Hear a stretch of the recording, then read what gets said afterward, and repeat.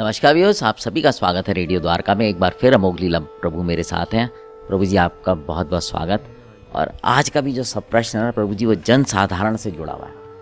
अक्सर जब कोई दुखी होता है, परेशान होता है, कोई ना कोई उसे ये वाक्य जरूर कहता है कि जो भगवान करता है अच्छा ही करता है।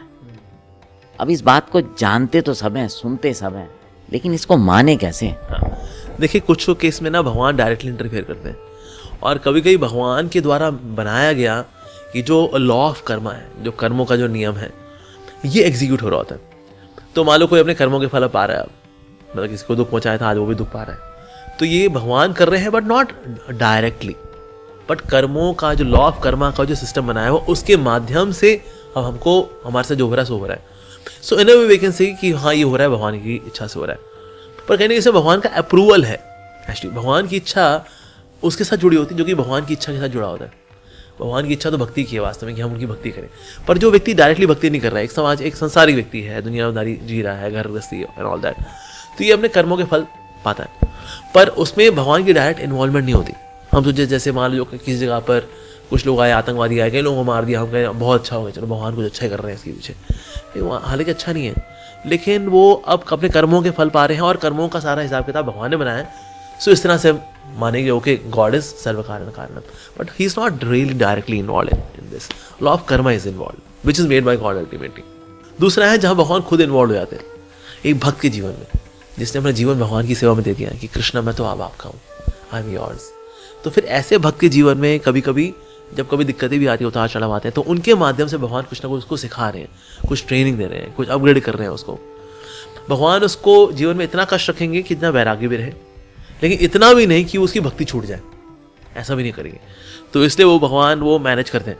How he does that only he knows, but he does. तो इसलिए हम सोचें जो हो रहा है सब अच्छा ही हो रहा है, सब अच्छा नहीं हो रहा है एक्चुअली, लेकिन उस जगह वहाँ भगवान इन्वॉल्व नहीं भी है।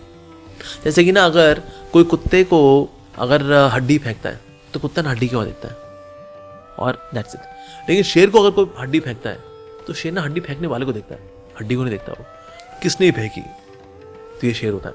उस तरह से जो कुछ लोग होते हैं, वो सिर्फ जिसने जो मेरे जीवन में कष्ट आ रहा है, जिसके लिए जो व्यक्ति है, उसको दोष देंगे, इसकी वजह से है, इसने अपमान किया था मेरा, इसने किया था, इसने ये उसको दोष देंगे। और जो शेर की मेंटालिटी वाला व्यक्ति होगा, कहेगा नहीं ये आया तो है, लेकिन अब फेंकने वाला कौन है, मैं फेंकने वाले को देखूंगा। फेंकने वाले मेरे प्रारब्ध, मेरे प्रारब्धों ने एग्जीक्यूशन में आए हैं, इस व्यक्ति के माध्यम से एग्जीक्यूट हो गए। ये नहीं होता किसी और के थ्रू होते, वो नहीं होता किसी और के थ्रू होते, लेकिन आने थे मेरे प्रारब्ध। अच्छा, मेरे प्रारब्ध भला किसके हाथ में? वो भगवान के हाथ में अल्टीमेटली। यस। तो ये ऐसा जब भक्त जानता है कि ना वैसे तो भगवान मेरे कर्मों को धो देते हैं, लेकिन कुछ कर्म चाहते हैं मैं भोगूं ताकि विरक्ति आए मेरे अंदर, संसार से मेरी विरक्ति होगी तो मेरी भगवान में रति होगी।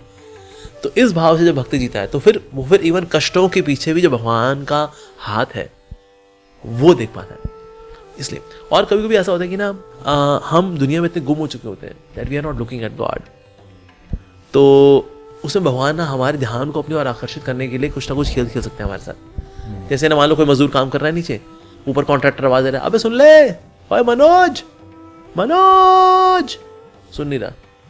अबे मनोज जब काम मजदूरी है, अपने हेलमेट पहना हुआ, उसने येलो वाला जो कंस्ट्रक्शन साइट में, ऊपर से कॉन्ट्रैक्टर क्या करता है, पत्थर रहता है छोटा सा, वो सर में मारता है उसके।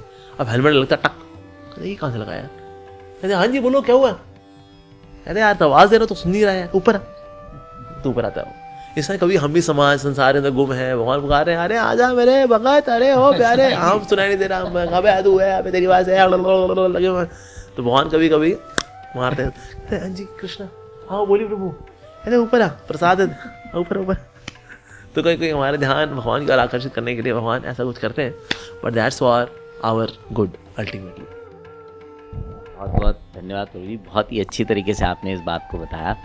और व्यूअर्स, अगर आप इसको सुनेंगे ना तो इसको सिर्फ अपने तक मत रखिएगा, ये और लोगों को भी साझा कीजिएगा, क्योंकि ये एक्चुअली हर घर में शायद इस प्रश्न का कभी ना कभी जिक्र ज़रूर होता है कि यार तू चिंता मत कर, जो होता है भगवान की मर्जी से होता है।